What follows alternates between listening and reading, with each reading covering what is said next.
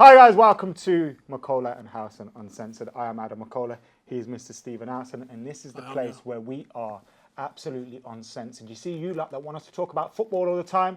Do you know what? We don't have to, yeah. This is our safe space. We are uncensored, full stop. So calling this uncensored is a bit of a piss take. It's fake. What it should be... I'll tell you what's a piss take, the Premier League piss take.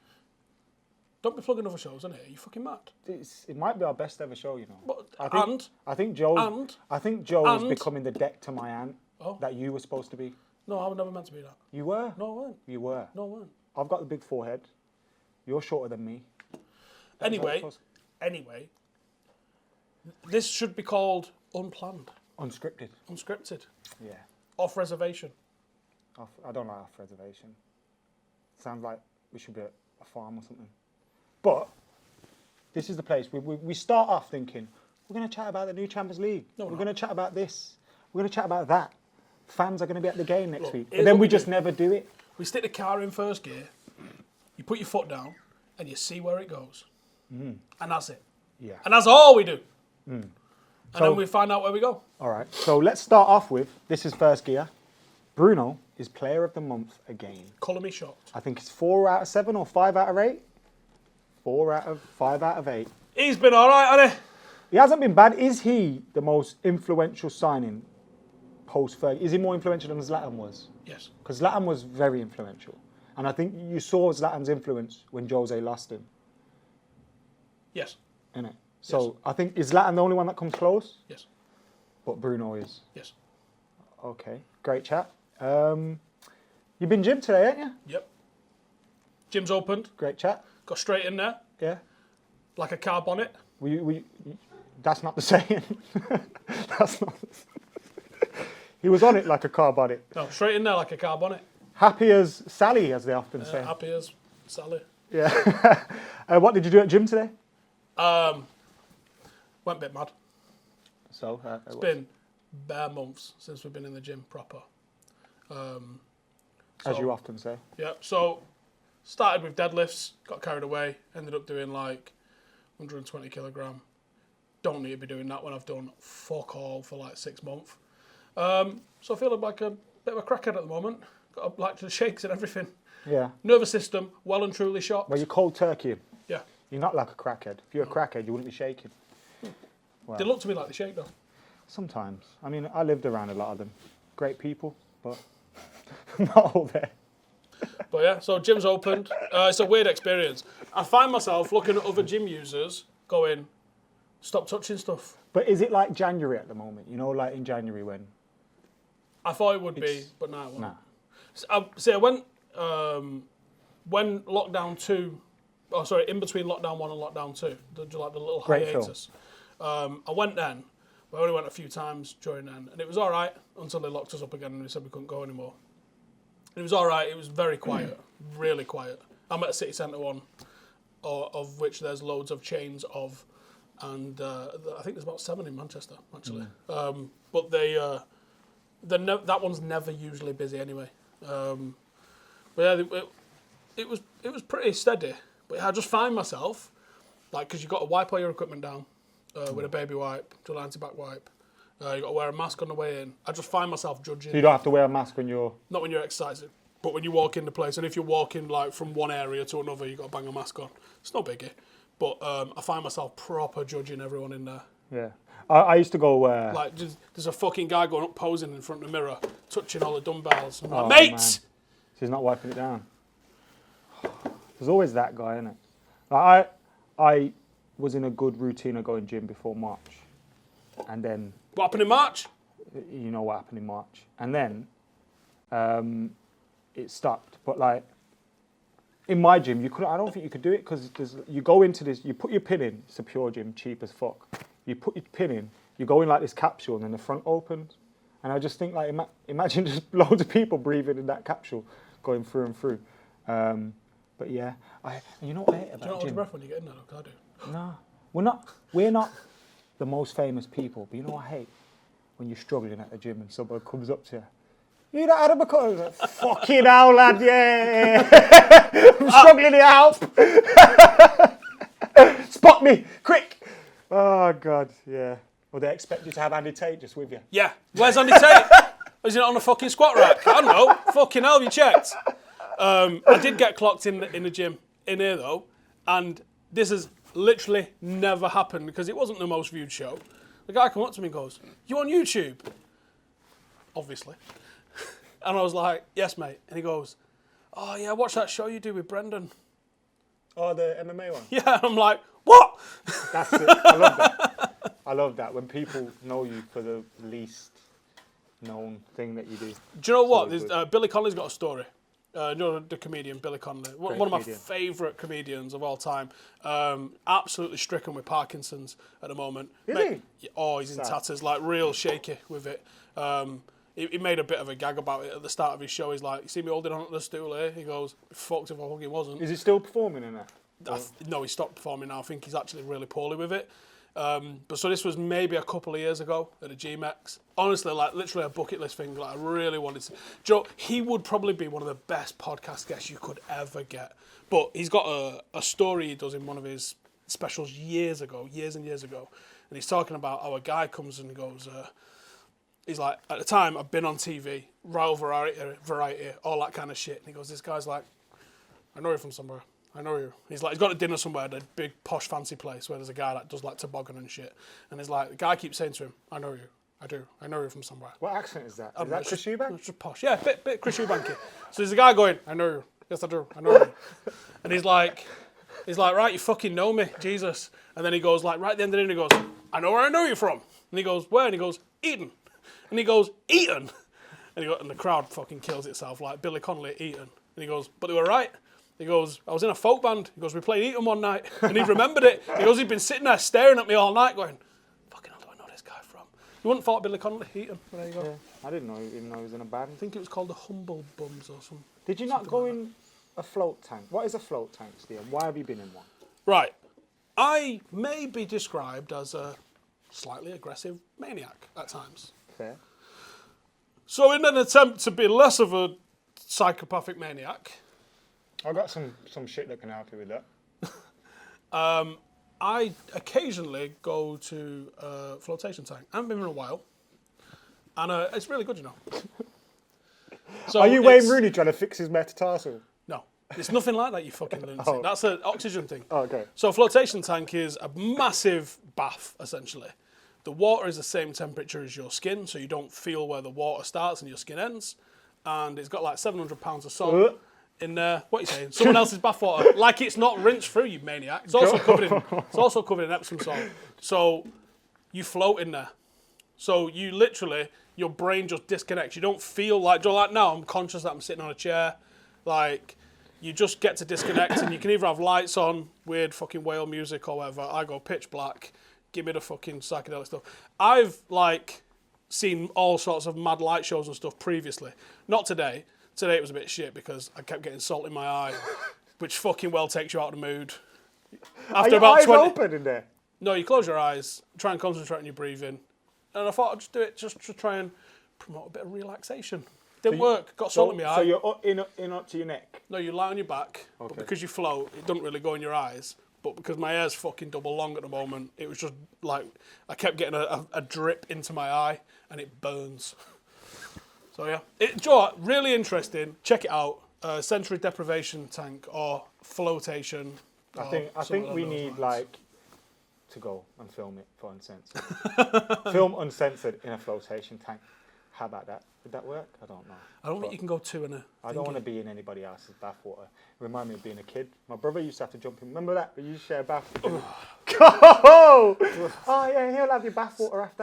It's I was the oldest sibling though, so he had to use my bathwater, you get me? Because, you know, times are hard, man. Hot water don't come free. Just get a shower. Stop being in someone's stinky ball water. Yeah, that's grime, man. Like, that's so grimy, innit? Some of the things you used to do back in the day. Like, there used to be toilets outside in your garden. Do you remember the film Trainspotting? Yes. I haven't seen it in a long time. Do you know the bathroom scene where he goes to that bathroom, which is the most disgusting bathroom in the world? I went to a bathroom like that in Blackpool once. Oh. Right? Why was sitting in traffic a fucking thing that our parents made us do? Let's go to Blackpool and see the lights. Oh yeah, the lights. For starters, they're shit. And you get them on like Wilmslow Road, Soho Road. They're any road. shit. How did you commercialise traffic jams? Yeah, it's. Do you know what they need to do? Mental. They need to bang them on the M6. My auntie used Put to some lights over the M6 and instead of calling it fucking rush hour traffic, call it the fucking M6 lights. That's a bit. I'd enjoy my drives a lot more. Like, oh, there's Vera Duckworth. Yeah. And just random fucking D-listers as well. Let's go to do the 2p machines. You want to put 2p in Let's to win pay 2p? 13 quid for fish hell. and chips. And get attacked by a seagull as big as a dog. I got massively racially abused once in Blackpool as well. Like, the skeezer just kept following me, calling Mohammed. Constantly. It's like, Why? yo, Mohammed, just following me. I was a kid and I shit myself. But my uncles and that sorted him out. So it was all right. That's what I think of when I think of Blackpool. Getting racially abused, 2p machines and shit lights. I got a talking to off the police in Blackpool because, do you know how I get sometimes? Yeah. I was very, very drunk. When was this?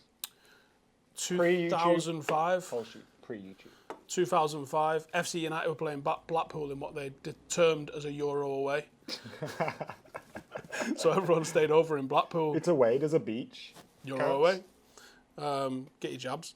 Jobs are good. So, been out in a nightclub.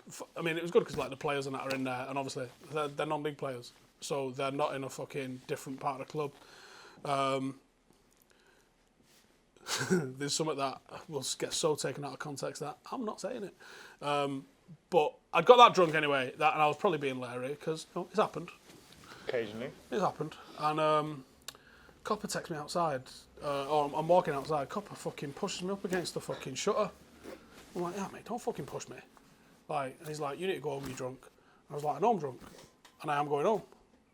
And then he's like, kept shoving me back, and I'm like, stop fucking shoving me. And then do you know they do that thing where they put their hands inside the body armour? Now, for starters, that annoys me for many reasons. Big enough your chest for. It's just I hate it. It's just that's not what body armour's for. It's not a hand warmer. Like, so he's got his fucking hands in here. And I also know that you're fucking well off balance when you do this. So I fucking shoved him. And he went over. And his hands were stuck in his thing. So he just fucking like kicking on the floor like this. And I ran off. This is definitely unscripted. I don't know. But I was well lost. And this is like pre-internet. It's uncensored. Yeah, it is. It was pre-internet. I can't get Google Maps up to find the fucking shit little hotel that I'm in. What an absolute nightmare. Yeah, great times. Blackpool, what a place to be. Yeah. Now, that'd be on Twitter. I can't go around shoving coppers now. Game's gone. Game's gone. Game's gone. Actually, though, do you remember the Emirates? To be honest, people spoke about it before. But like, I'm surprised that didn't become more of a thing. Yeah, I'm surprised that didn't become a thing. I was on bail for 6 months. Our bus case. That was funny. Moving on from that. Fans are going to be in stadiums talking about fans. We won't be. Arseholes. West Ham fans are going to be in stadiums. Well, yeah, we won't be at that game. We won't be at any game. There will be United fans at that game. Yeah. There will. There'll be Cockney Reds, whatever. There'll be at least one United fan at that game. Tickets on the black market will go for a lotto dough and that. I wonder if they're going to do full 100% ID checks. They've got to, man. They have to. They have to. I was looking at possibly buying an Anthony Joshua ticket today. Obviously, man ain't got that hookup no more. So I was looking at them. There's £1,000 for VIP. 1,000 quid for VIP. I know it's uncensored, but let's not go there. 1,000 quid for VIP, and I was thinking, I'd do it, but what if a day before, on the day, like your area gets put into lockdown? You've just got a ticket. You can't resell these tickets. You're fucked. And tickets start, I think they're like 200, 400, 600, 800 grand. I can understand that because, you know, it's I'm feeling so trapped at the minute by the restrictions of lockdown. I do like 4 or 5 foreign trips a year in it. Like I have to get out and go and last year experience I that hit stuff. every continent apart from like Antarctica and that. Shit house. Like America, I didn't do South America, but I did North. Caribbean, I went to Barbados, did India, did Singapore, Australia, loads of places in Europe, and now this year nowhere. I've been in my garden, and I've been in my kitchen, I've been in my loft. Oh yeah, and I went Africa. But yeah, I feel like quite claustrophobic almost. Like I really got the fucking urge to just fucking disappear for a bit. Unlike the rest of social media, I don't want to go to Dubai. I get why that's. I'm not hyped by the Dubai thing. I do want to go. I want to do an event out there, like a Paddock Devils event, whatever. I want to do an event out there, but like I can see because there's no restrictions there, innit? So everyone's obviously going to go to the place that you can go to. But I thought you couldn't fly out from England. So what happened there? Well, so my mate Bren's been there for, I don't even know anymore. It feels about like 5 months. He's been in Dubai just fucking stone cold chilling. Because there is an MMA fighter. He don't do a lot of fighting. His last fight, was it last year or the year before? Fucking New Year's Eve, Madison Square Garden. Not a bad place to fight. It's about the best place you can fight. But yeah, you can't get a fight at the minute because of Rona. MSG might be the best place I've seen a fight, actually. But I'm feeling so claustrophobic and I'm like, I keep getting the urge and I keep finding myself jibbing onto Skyscanner, going, oh, can I just fucking go I want to go somewhere on my own, bro. Just go. Well, I mean, that's me going insane, but I just want to do one. Yeah, from I get everybody. That. Well, I have to kind of think about my wife and kids. Yeah, you do. You do. I do. And to be fair, they're all right and all. They're all right. Yeah, people are all right. You lot are all right. Everyone's all right. But sometimes you just need to do one on your own, I think. Like, I love going watching football in a different thingy. Like, I watched a Premier League game in Bahrain, mentalist experience ever. Watched one in Bulgaria, mentalist experience ever. You know, we went to Spain and Germany and just caught local matches over in them places, rather than like United playing away there, because that's United and it's not like, you want to go and see what it's really like. You know, when it's, you know, Atletico versus Athletic, mint. And I just get that urge to go, like, I really want to fucking go. I want to go and watch AC Milan or something. And that's the thing. Like, after this is all over with, is there going to be a pickback? Is there going to be like there's always like a swing when something swings one way, the kickback the other way is almost as bad in it. Like, so do you think with how much everyone's locked down, do you think there's going to be like a spate of people emigrating and like just fucking off on cruises and holidays and fucking all sorts of stuff? Well, it's harder to probably for a lot of people, a lot of the like Europe's off cards now for a lot of Brits. Like, it's weird. Like, everything's changing from January. Talking about Brexit, Premier League rules are changing. That's fucking. If you voted for that, go fuck yourself. Honestly, not a single good thing.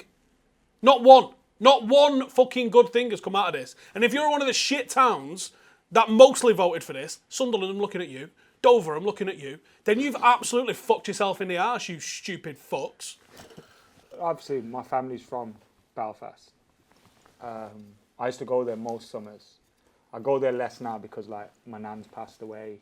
My aunties that lived there passed away or moved here or whatever. But, like, I used to go there a lot and used to see some mental stuff, like, over there. Like, just standard tanks rolling through the street. Like, nuts over there, bro. So, like, it is mental. But every single person that you meet, you never have a bad experience. Like, it's weird. Like, my memories of it are good. But when you think of the stuff that I saw, it's like, raw. Like, imagine seeing that here. But it is here. No, of course it's here.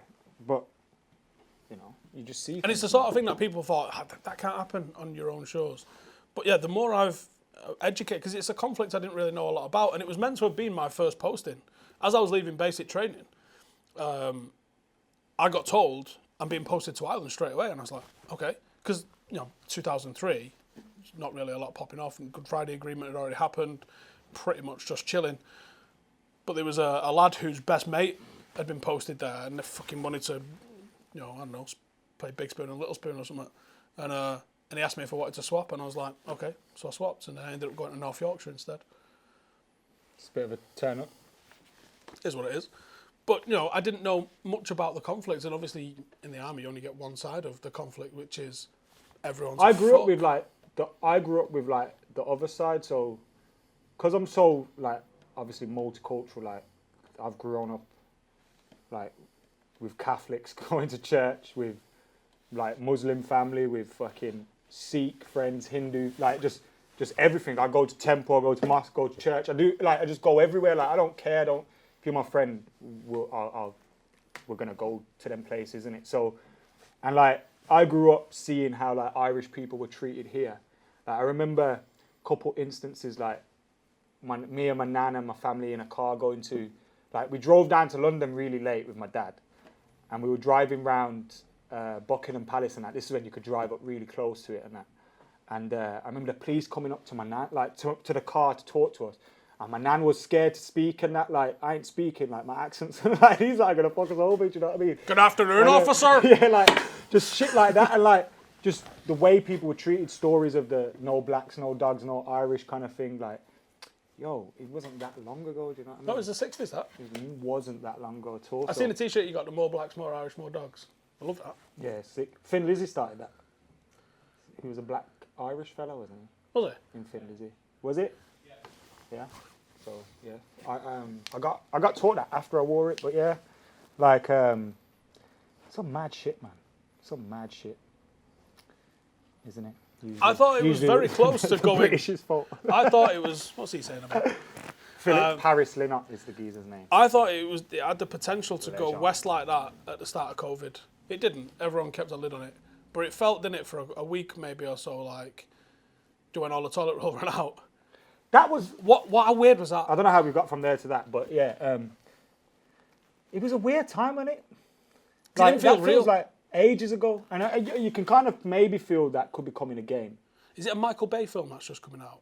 Is it called Clockwork? What the fuck is going on here? What? Went from toilet roll, from What's the it Irish called? to toilet roll. Google it. There's a COVID film come out. And honestly, you're like, hang on. When did you write and shoot this, you fucking savage? I can't wait for the documentaries about Trump. Songbird. It's called Songbird. About Trump to come out. You know, like Forget the last that. days of the presidency. Yo, It's going to yeah, be amazing. There's loads of rumours that his bird's going to divorce him. She ain't going to do that. Not reckon? It's like... Because they thought that he might actually go to jail. It's like Pep leaving City. Pep won't leave City because you can... By having those powerful people in your life can be so much easier. It's like... Or it couldn't be not. Melania Trump is Pep Guardiola. Right, someone's going to have to draw me a picture. What are we looking at here? What the fuck? Yeah, I can read that from here. Restrictions on Premier League and EFL clubs appointing foreign managers are to come in from January, and the new rules would have prevented Manchester United appointing Ole Gunnar Solskjaer. Why? Are we going to have to send him back? Send the bugger back. Why? Send the bugger back. These aren't the ones I wanted, so I'm sending them. Joe, I can't read that. The criteria for overseas managers, this is 2020 vision, yeah, is that they must have worked for 3 out of the previous 5 years in what is described as a top league. That covers 33 of the world's main leagues, but not Norway, Solskjaer's native country where he had managed Molde.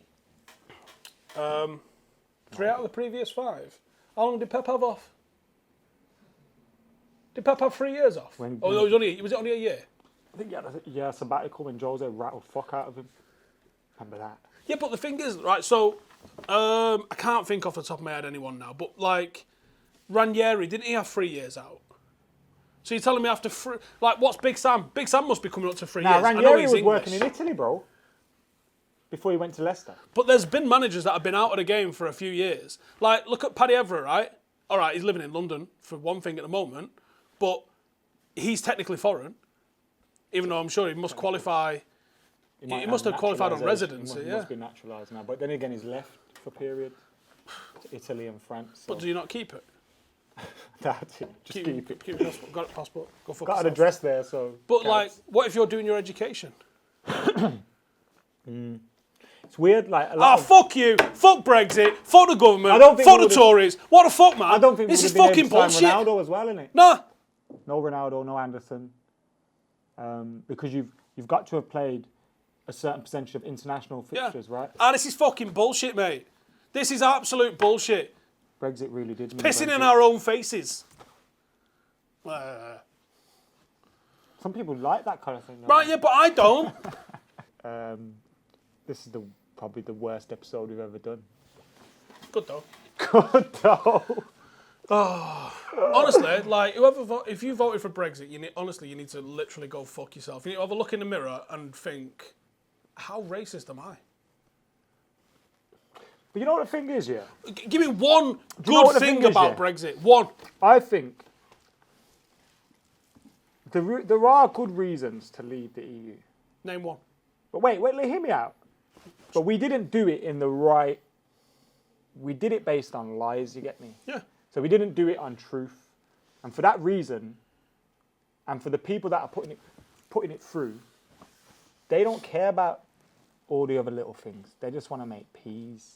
And that's all that we're going to see. If you lined up on the same side as Farage, Katie Hopkins, and Boris fucking Johnson, But instead Mojo of was the saying likes stay, of... weren't he? No. At one point. Well, It's like I know. Theresa May went from Remain to leave. Instead of like David Cameron. Professor Brian Cox and people educated like that.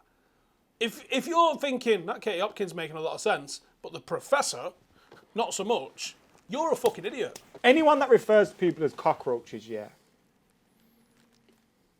Especially when you know the history of that. You're a pagan and you deserve to get the worst. Worse. Joe, should we put this Yeah, on the screen? that's the thing, you know, Twitter these days, yeah. I see certain people trending and I wish that bad things have happened to them. Like, I don't want to live in this world. Like, the things he's showing me right now, I don't want to live in this world. Like, why are you showing me this? I can legally have that. Straps. I don't want to live there. Katie Hopkins and Steve with straps. That ain't the world for me, man. I am a responsible gun owner. Why can't we just all get along and, in the words of Vuj, have a nice, like... I don't know if I can get this on screen. It's probably too bright. I'll try and dumb it, but It's a gun. That's all they need to know. I don't understand how this is UK legal, but it is. Always strap. It's a 50 cal rifle. I'm not allowed to have one of them. That will take walls out. Or you can hunt rabbits with it. Hunt rabbit. I actually don't know. I think the UK legal usage of it is target practice. All right, listen. We've got some questions here, and the last one I've just seen is fucking amazing. It kind of fits into what we've been doing today, and it says, best type of anal from Will Morstan. Give in. All right, Beastie Lee says, what's the one album you can listen to every single song on? Bet it's not a Beatles album. Fucking amen, brother. Morning Glory, Oasis. All right. There's a lot of albums that I got that I can do that with, but... Illmatic Nas. No, Stillmatic Nas. That's a shout. Illmatic's not bad either, to be fair. Get Rich or Die Trying is a classic like that as well. There's loads of them, but depends how I feel. Could be in an R&B move and put some Jagged Edge on. I'm down for that as well. 112. What did you think of Diallo's cameo performance last night? Says Master Lavi. Didn't see it. It was okay. Azul What was I Vicar, doing last night? 97. I was in it. Probably shopping for a gun. Azul Vicar, 97 says JT is a prick. Fact. Factual. What did Fucking you make of trying that documentary? Oh, it's fantastic. And like I don't know if it was planned this way. I actually don't think it was. But the timing of Carlton Cole. Shout out to Culture Cams and all the lads on that as well. And Tom Ferdinand as well. What a fantastic podcast that is. And if you've not seen it, head over to my Twitter and go and scroll down on the media and find the link that I put, or the video that I put up of Carlton Cole basically saying about how much John Terry admitted it all, which means surely he's perjured himself. Now, I don't want to get anyone in trouble here, but I know John Terry's people were in touch trying to get that podcast taken down. But I bet you they're too shook to take it to court. Again. Do you know what I mean? They'll be shook to take that to court because if Carlton Cole says, well, you fuck did. him. Why aren't Derby getting a load of grief for him? And can you imagine being an Aston Villa player and going into training and just fucking looking at that horrible cunt today? Imagine being, I don't know, Tyrone Mings and that. It's not nice, you know what I mean? Just eating your Especially breakfast when like that. 2-footed him by accident in training. Yeah, I hate John Terry. overrated Properly hate him. fucking But like, we can't talk about hypocrisy being a club-specific thing because Manchester United are hypocrites as well. when you look at their treatment of Ron Atkinson, how they kept wheeling him out on MUTV, like they are hypocrites as well. So it's not just a club-specific thing, but John Terry, the way he got away with that, it was almost like English football had kind of come together to make that. Did you see the FA statement yesterday? Was like 2 or 3 paragraphs, sort of there in Anton Ferdinand, and like 4 arguing with the guy at Kick It Out. If the guy at Kick It Out feels like he can't fucking talk to you guys, you need to fix up. Fucking kick it out. First off, Kick It Out are a waste of time. And I think that documentary showed you all you need to know about Kick It Out. They are pointless. They are full of hollow statements. Oh, look, we got a T-shirt. Oh, look, we're doing this. Oh, look, Black Lives Matter has run its course. If Black Lives Matter has run its course, what has Kick It Out done? When all you're doing is giving T-shirts to racists, and apart from that, doing fuck all, because you're too scared to say anything, because of the fact if you say anything, your funding will get pulled. That's why I tweeted this week that, in my opinion, obviously you have the PFA, which is there, so that could possibly come into it because the players obviously pay a percentage to the PFA, right? It's a union, isn't it? Yeah. So with Gordon Taylor there could be an alternative where the players form an organisation which is anti-discrimination, which takes the place of Kick It Out, and it isn't worrying about funding getting pulled. And then you've got all this group of players that are together that can say, let's take action, man. If that's this the is happening, PFA's job. Let's take the PFA. What the fuck else is the it there to PFA's do? job. Like, if you look, I think it's Gordon Taylor. Let me just double check. PFA chairman. Mihir 10 asked us to speak about this as well, which is good. All right, it looks like a new guy has just come in. So Gordon Taylor's salary. I thought it was up to like 4 million. It says here 2 million. So that fucker's like 2 million. What has he done? He just does a speech at Northwest Football Awards every year, and apart from that, nothing. These men are all a waste of time. It's like, what is the point in all these people? They're just there on the gravy train. It's like that Troy Townsend. Bro, he's not doing anything that's going to ruffle any feathers because he loses his job, he loses his P. I was asked, because I often tweet about Kick It Out a lot, their current head asked me to meet with him. He's sound, Sanjay, he's cool. But I went to meet with him, and I was like, I told him everything that I said in my tweets to his face. Like, you're like pointless. Like, did he have any comeback? Obviously, he's saying, well, we're trying to do this, and we do actually do this, and we do a lot in the community, and this, that, and the other. And it's like, what do you mean? you go to quantify that schools. for me. Yeah, it's quantify like, what you do in the community. I want to see you taking action. You don't make change without action. Every real change in the world has come through proper action, not through towing the line and, oh yeah, we can't say nothing because, bro, fuck it, say it. If you lose your job, that proves there's a problem. If Kick It Out lose their funding, that proves there is a problem. Yeah. Like, yeah, obviously they're not the problem, but they're a massive part of the problem in terms of sorting it out. Well, especially because if the FA's paying lip service to it and going, see, we have Kick It Out, like as if it's like we've dealt with it almost. But if you're not doing anything, you're not fucking doing anything. What's the point in you existing? It's like rainbow laces, bro. It's like, oh yeah, we wear rainbow laces. Not one footballer has felt confident enough to come out. It's like, so really... And just by sheer numbers, man. There's got to be gay footballers. Like, bro, it's not unusual. No. So it's like, it's all just bollocks. Like, I'm just tired. Like, I'd rather they went, no, we don't give a fuck. Like, we don't care. Because then I can handle it. If you look at the way Ini Aluko was treated at that time, if you look at the way Anton Ferdinand... Yeah, and he kept his job, didn't he? The fella that played for Charlton, Jonathan Lecco.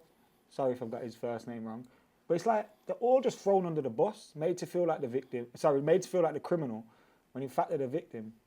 All of the John Terry, Anton Ferdinand stuff focused on John Terry, and not on Anton Ferdinand in the slightest. Or they drew parallels and comparisons of Rio Ferdinand and John Terry because those were the two bigger names, forgetting the fact that there's a fucking professional footballer being racially abused on a football pitch.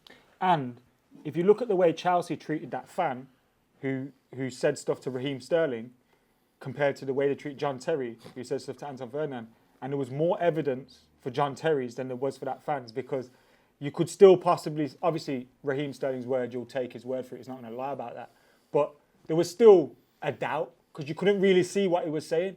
As for John Terry. Everybody could see it. Like, and regardless of his excuse or not, and for those that don't know what happened with John Terry and Ferdinand, they were both on the pitch. They both got into a little clash.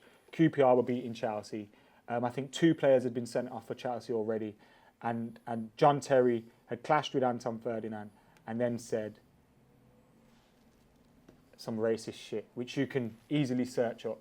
And then he tried to deny that he said that racist shit by saying, I did say it, but I said it in the form of a question to ask whether he really... That's genius, that. I've got to give it props for whoever his lawyer is and went, you see lemons? I see lemonade. Here we go. Here's what we did. Because that's the most, it's not saying, oh, I never said it, because we can go, yes, you did. But saying, no, I asked him if he'd heard me say that, and obviously, no, I didn't. And you can also tell by the way he said it that it wasn't phrased like a question. No. Like, even if he... And Ashley Cole... Because he's like spitting in the middle of it, isn't he? Ashley Cole was right next to him, said in court now, he never said, like... Oh, you're a pagan, man. Oh. And then Rio got done for cussing Ashley Cole. Like, Rio got more done, or as done as John Terry did, and Rio got dropped. Rio Ferdinand got dropped out of England. Like England have got the fucking depth to be dropping. And who was the manager Rio at the time Ferdinand. that tried to say Hodgson. it was because of footballing reasons? Roy Hodgson. Disgrace. So Fuck you, Roy Hodgson. Fuck the Tories. And I think on that note... What a note to leave it on. Thank you for tuning in. Did you know you can listen to all of this shit on iTunes? And Spotify. Not your weird ones, though. Like, you can fuck off Audio if you've got Boo. weird ones. Review us on iTunes, please. Yeah, if you review us on iTunes, we're giving away T-shirts for 5-star reviews. Leave some Not contact every details 5-star in there. review, fucking hell. I'm No, not we're going to made of pick some. t-shirts. So it better be good, right? Better make us laugh. Better reference the 1991 European Cup Winners' Cup final. And we've also got 12 days of Christmas. Oh my God, have for we? members of YouTube. Hit the join button.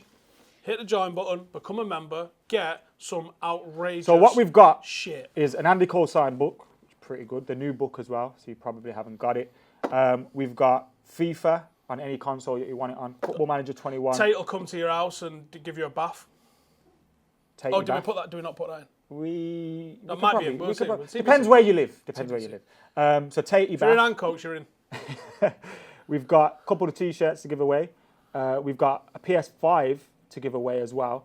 And I say we've got it to give away. We haven't got it yet because depending on where the winner is, if you're winning it and you're in Australia, we'll order it from somewhere in Australia. So we're not closing the competition to just people from the UK. It's international. But if you're a it's member, worldwide. you can win. And if you win one prize, like you win a T-shirt, that doesn't count you out from winning the PS5. You're still in the hat every single day on the 12 days to Christmas, from the 25th of December to the 5th of January. 26th to the 6th. So it's 12 days of Christmas. It's the 25th, I googled it earlier. The 12 days of Christmas. It's start definitely on from Boxing Day onwards. It's not. It is. Look, 12 days of Christmas dates. All right, we're doing... All right, well, that is not what we're doing. We're doing it from Boxing Day onwards. Well, we've changed it to 12 days of Christmas. But there you go. It's coming up soon. So keep it locked. The first winner, I guess, will be announced on the watch-along, Boxing Day watch-along, and they will announce them as we go along, and they'll be posted in the community section as well for members. Just get in there. Enjoy yourself. Bye.